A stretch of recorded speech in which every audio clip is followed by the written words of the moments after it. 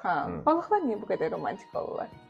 Balığın bir Allahı, bir də sevən ürəyi vardır. Balıq sevgidən o qədər zərbə görür ki, sevməyə qorxur, bilirsən onu. Düzdürmü?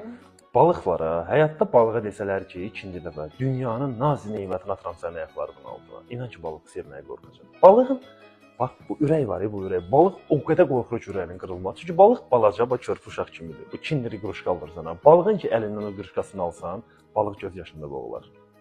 Elə çox ağlamırlar. Yox, həyat təcrübəsində. Sən bilirsən, sən də balıq bölgüsəndə. Balıq həyatına girəndə bir insanın, o insanın bizdən əmrəcə nəyinə fikir verir? Nəyinə? Qoy görüm düz biləcəksən. Mən sənə deyim, o insanın cəsarətinə.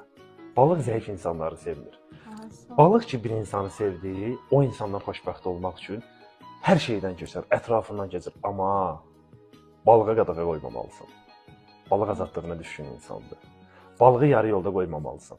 Amma bir balıq bürcündə olan insanların ən üstün tərəfi bilsən nədir? İnamsız.